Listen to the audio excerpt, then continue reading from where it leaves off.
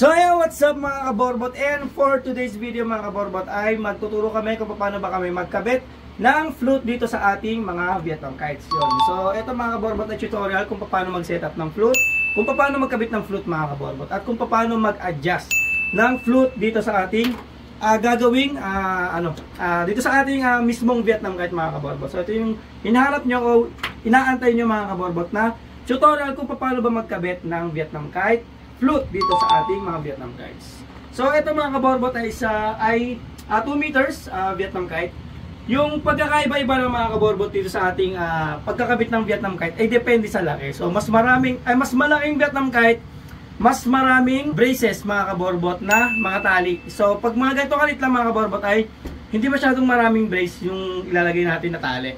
So kapag ganito ay siguro mga 4 lang mga kaborbot o kaya 5 na brace lang ilalagay natin dito para maiwasan natin na gumalaw siya o lumikot mga kaborbot, kasi ang tendency kapag gumalaw yung flute ay kikiling yung ating saranggola o babagsak mga kaborbot. So ito na mga kaborbot ang ating tutorial kung paano ba magkabit ng flute dito sa ating mga Vietnam kite. Yan. So ito mga kaborbot, sa mga magsiset-up pa lang ng ating flute o pagkakabit ng flute, ang una mo natin kailangan ay gunting mga kaborbot at sino o kaya shoe glue mga kaborbot. Yan shoe glue, so mabibili ito sa mga suking tindahan natin dyan. Siyempre flute mga kaborbot, tali o panlagay pang brace dun sa ating mga flute. Siyempre mga kaborbot, lighter. So pwede naman hindi tayo gumamit ng lighter kung maganda yung pagkakabuhol nyo mga kaborbot. So una natin gagawin mga kaborbot ay set up natin yung flute natin. So ang angle mga kaborbot ng ating flute, yan. So kung makikita nyo mga kaborbot ay ito yung 90 degrees ng ating flute. So gaganyan nyo lang siya ng konti mga kaborbot, yan. So wag dapang-dapa mga kaborbot kasi hindi natutunog yan. So angle lang natin, so 90 degrees at angle lang natin ng konti mga kaborbot. So mga ganyan, konting lang. So 45 degrees to. Oo. So ganyan nyo lang ng konti, yan. So yung mga kaborbot, mas okay yan. Tapos make sure mga kaborbot na yung mouth ng ating flute. So pa-letter C yan mga kaborbot. Kung makikita nyo, pa-letter C yan. So make sure itong pa-letter C na ito mga kaborbot ay nakaharap sa atin. Yan. So ito yung pa-letter C. Pag ganoon. So make sure na ito yung nakaharap sa atin pag magsiset-up tayo para tutunog siya mga kaborbot. Kasi pag baliktad dyan, sayang ang setup nyo, kahit tumipad dyan, hindi yan tutunog mga kaborbot. So ayan, una muna is make sure na yung letter C na yun, yung mouth natin is nakaharap sa atin. At nakatayo siya ng like konting lang siya, konting angle lang siya ng 90 degrees. Tapos konting angle lang siya ganyan mga kaborbot. Yan. So kauna-una natin gagawin mga kaborbot ay magsusukat tayo ng tali. Yan. So sukat muna tayo ng tali mga kaborbot. Ito yung ating gagamitin. Braided na China wire mga kaborbot ito. So ito kadalasan yung ginagamit mga kaborbot o kaya polyester na na tali. Yan yung mga ganito mga braided. Kasi kapag twisted yung ginamit natin mga kaborbot ay may tendency talaga na maghimulmul agad yung natin, yung ating brace na ilalagay na tali. So sa mga gusto mga kaborbot ng ng panali ng ganito ay magkakaroon tayo ng available para sa panali sa mga flute niyo mga kaborbot. So stay tuned lang mga kaborbot, magpo-post kami para sa mga naghahanap ng panali dito sa ating mga kite flute. Yan mga kaborbot. Kapag ganito mga kaborbot, ganyan kalit lang, is sa mga 2 meters, 1.7 mga kaborbot. So pwede rin siya sa 2.5 meters mga kaborbot kapag wala kayong mahanap na medyo makapal. So pwede na to mga kaborbot yung ganito kasi medyo maliit lang naman yung ilalagay yung flute. So kapag malalaki na yung flute natin mga kaborbot, doon na tayo maggagamit ng mas makapal na tali kasi nga sobrang likot na siya, kailangan is mas stable na yung tali natin. Yan. So ito na mga kaborbot ang ilalagay natin.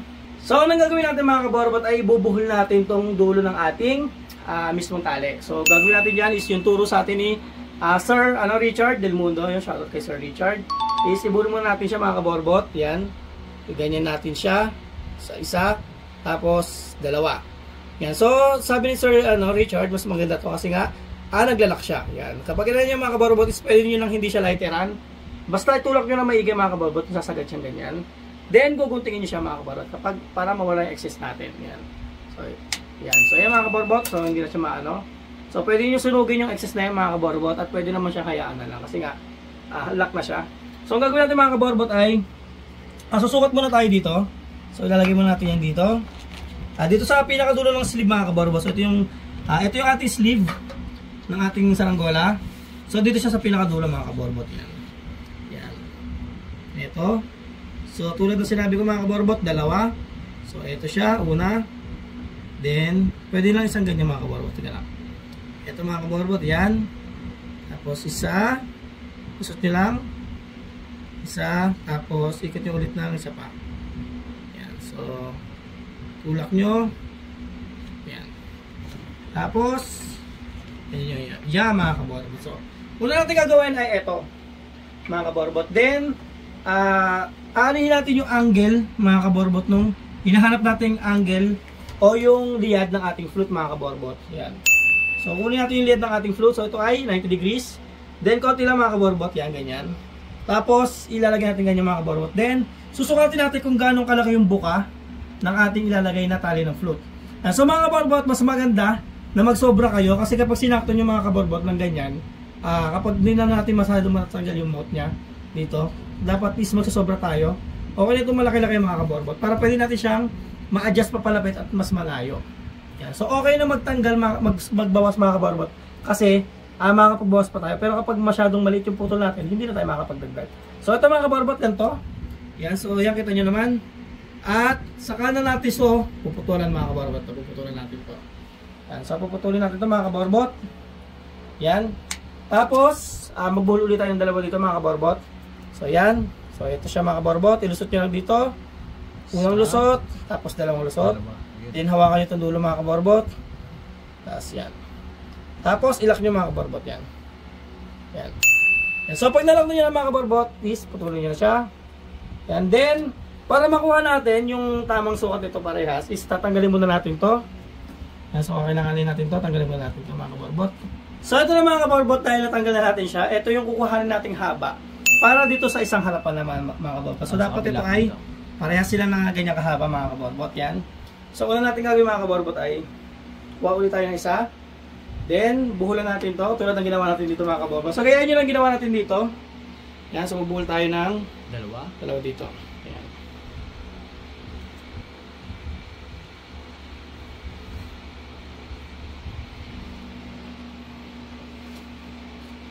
Yan. So, yung mga kaborbot, mas better talaga mga kaborbot na, na huwag nyo i-skip yung mga video natin kasi importante dito mga kaborbot is yung explanation. Yan. So, okay din naman mga kaborbot kung meron na kayong konting kaalaman sa pagkakabit ng flute. So, skip nyo yung iba sa atin na alam nyo na. Yan. So, eto na mga kaborbot is sukatin natin dito. So, ito yung pinakadulo niya mga kaborbot. Yan. So, syempre, mag-adjust pa tayo ng konti rito para dun sa buhol. Yan. So, eto siya. At dito tayo mag-buhol mga kaborbot. Yan. So, lalagyan na tayo dito ng excess.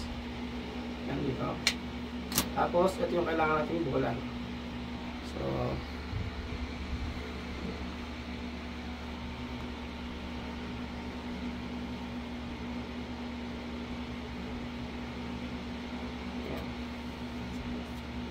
yan. So, pag nakuha nyo na mga kaborbot yung pantay niya, so gupitin nyo na ulit yung excess.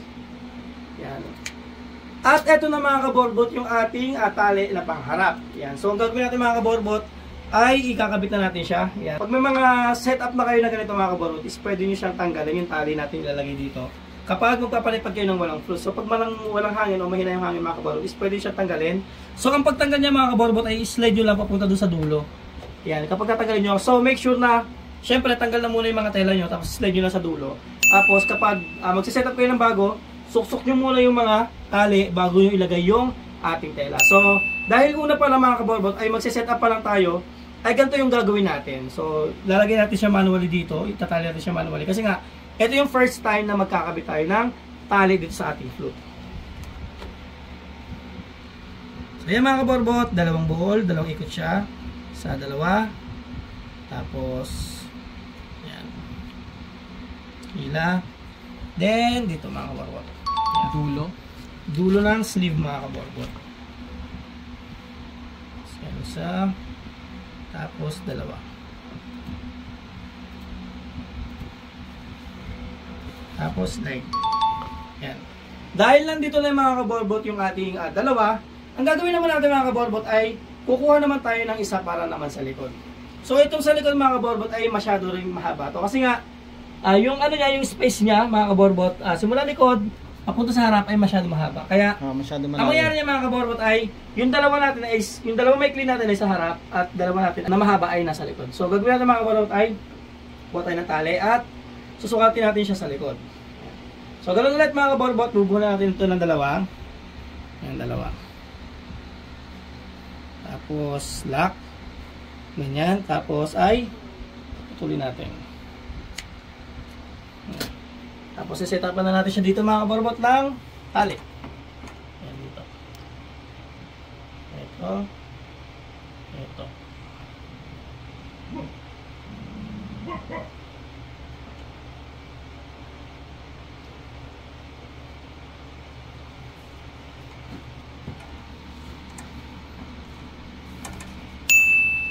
Yan. So dahil meron na tayong mga kaborbot dito, ang gagawin naman natin mga kaborbot ay syempre susukatin natin kung gaano kahaba yung gagamitin natin tali. So ang gawin muna natin ay yun nga pala mga kaborbot, kapag bago pa lang kayo magsiset up ng ating float, make sure na meron kayong kasama na isang tao para maghawak o mag-alalay dito sa ating float para makuha natin yung tamang haba ng ating gagamitin tali. Yan. So gagawin natin mga kaborbot, ito yung mismo 90 degrees, konting angle, dito siya mga kaborbot, at yan, medyo mga ganyan mga kaborbot yan. Tapos saka natin siya gugupitin mga kaborbot. Yan. Then buhol natin yung dulo mga kaborbot para hindi siya maghimulmol yun sa dulo.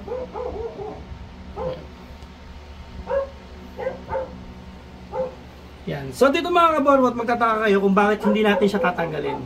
Kasi dito mga kaborbot is tinanggal natin parehas para masukat natin. So dito mga kaborbot ay hindi na natin ito susukatin o hindi na tayo magsusuot kasi ang gagawin natin is mas mahaba dito.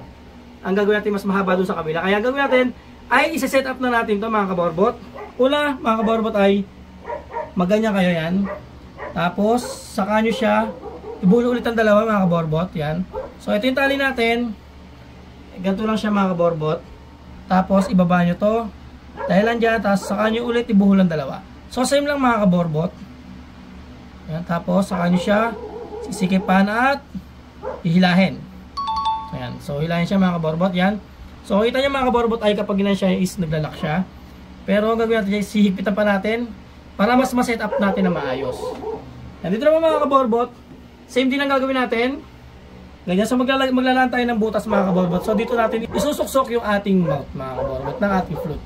So dito naman mga kaborbot, pagdating dito sa kabila ay lalagyan na natin siya ng ito na siya mga kaborbot. So lalagyan na natin siya dito. So ito mga kaborbot ay kakaiba doon sa tatlo. So buhol muna natin to. Tulad ng lagi natin ginagawa. Dalawa.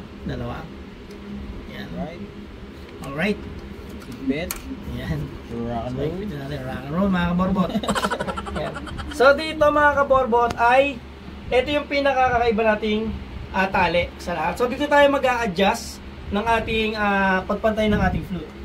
So gagawin muna natin mga kaborbot ay etong angle na to. Then lalagyan natin na siya ng ganito mga kaborbot. So dito tayo magbubuhol mga kaborbot. Yan. So dito tayo maghihila. So ito. Bala kayo kung ano yung distansya niya mga kaborbot. Basta medyo malayo siya dito. So dito tayo magbubuhol mga kaborbot. So bubuhulan natin siya. Yan, ganyan. Tapos yan.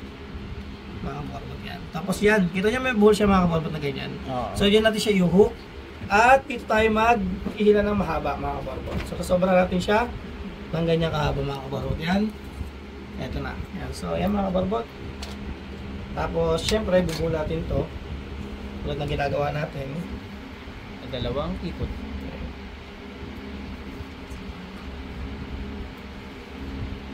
Yan na. So pagka-setup natin ng ganyan mga kaborbot ay dito na natin ikakabit yung ating dalawang tali. Yan. So ito pala nakalimutan natin.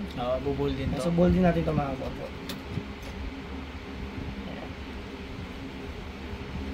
So dito na natin mga kaborbot isi-set up yung ating fix na lagay ng flute. Yan. So lalagyan natin dito mga kaborbot yan.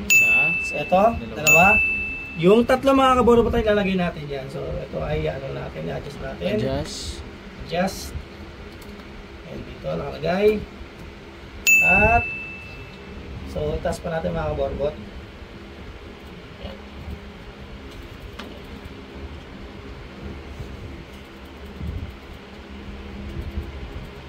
Si Tony chat.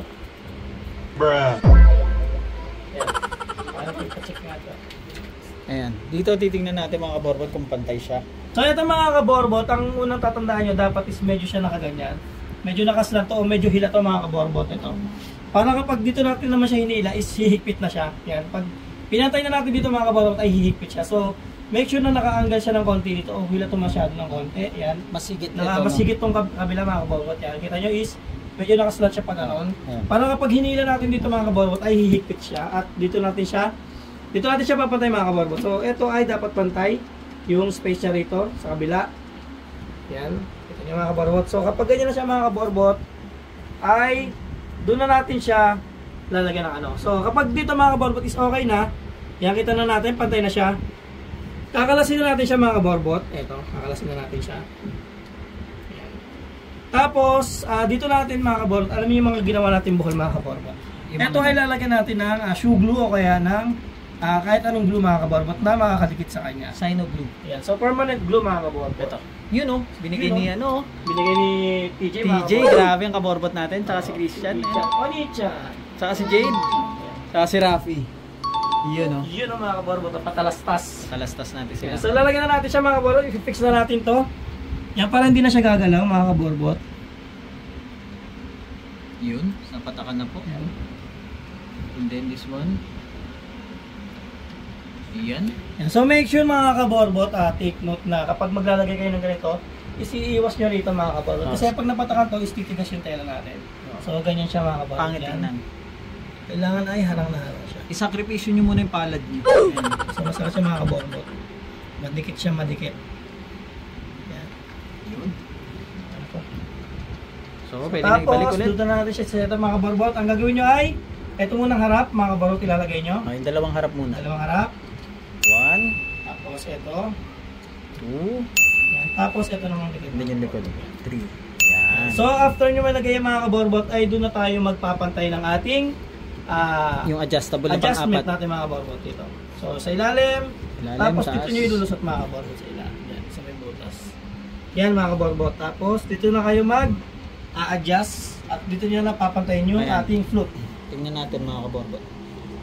Hila pa ng konti. Hila. Whoop.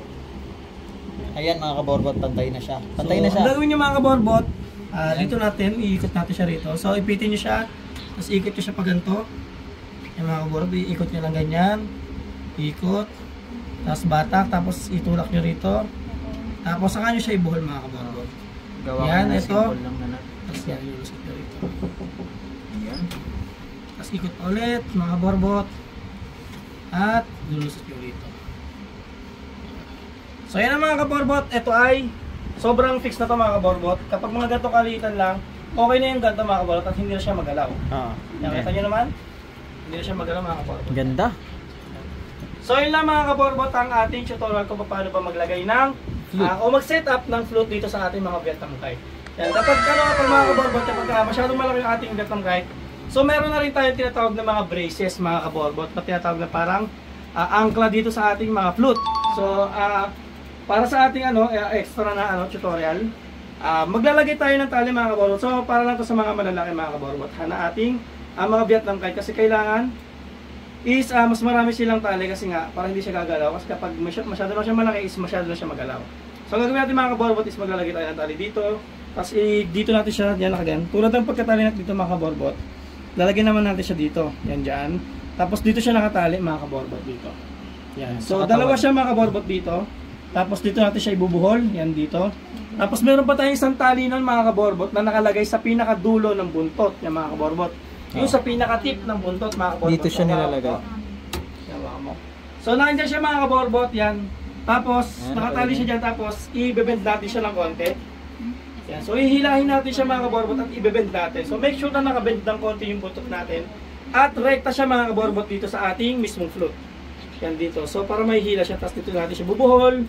Tapos hanggang dito sa ulunan ng ating kite. Yan. So yung mga kaborbot yung extra na ating gagawin braces kapag medyo malaki na yung ating flute o gusto nyo na mas stable na pag-set up ng flute. So yun ang mga kaborbot ang ating tutorial paano ba magkabit o mag-set up ng flute. So sana may natutunan kayo mga kaborbot at comment lang kayo mga kaborbot kung ano pa yung gusto nyo tutorial na malaman about dito sa ating paggawa ng kumbaga pagkiling at kung ano pa mga kaborbot. So comment lang kayo sa aming comment section below.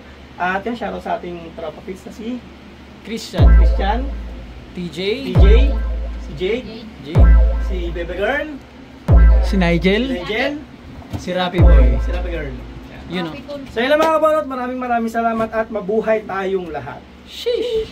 At yun nga pala mga kaborbot, syempre nagbuo tayo. At hindi mo na natin kakalimutan kung paano ba mag-backclass mga kaborbot ng ating mismong flute. So ang una natin tatanggalin mga kaborbot ay ang pinakahuli natin nilagay. So gagawin natin is, i-adjust natin yan. Tutulok lang natin palabas mga kaborbot, yan ganyan. Tapos saka natin siya luluwagan mga kaborbot. Yan. Yan. Tanggalin natin siya mga kaborbot. Yan. Yan. Mga 30 minutes lang naman yan eh. Mga 70 minutes, mga 4 hours. Yun o. Yan. So pag natanggalan natin yung mga kaborbot, Okay. yan, tatanggalin natin yan. Ito. Ay, babakasin na natin ito. Yung mga kaborbot yan. So, yan mga kaborbot, ano ko na natin yung flute. At sa mga, kapag mahina naman ang hangin mga kaborbot, ay pwede natin itong tanggalin itong ating mga tali. Yan, itong mga tali na ito. So, pwede natin siya ibuhulang dyan mga kaborbot. O pwede natin itong tanggalin mga kaborbot. So, ang gagawin muna natin ay, tanggalin muna natin itong ating mismong tela, shirt. Baklasin natin yung mga kaborbot, yan. Tapos, saka natin mga kaborbot, tatanggalin tong ating mismong tali.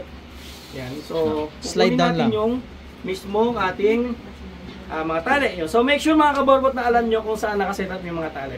So, yung dalawang maikli mga kaborbot ay nakaset up sa harap. Yung dalawang mahaba mga kaborbot ay kahit magkapalitan nyo, nakaset up naman yung sa likod. Yan. So, yan mga kaborbot.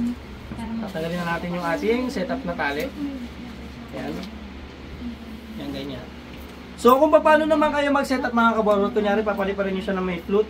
So, ang gagawin nyo mga kaborbot ay isusuksok nyo na lang to agad. So, bago nyo assemblein yung tela, susuksok nyo na muna itong ating mga tali mga kaborbot. Yan. So, ganyan, ganyan.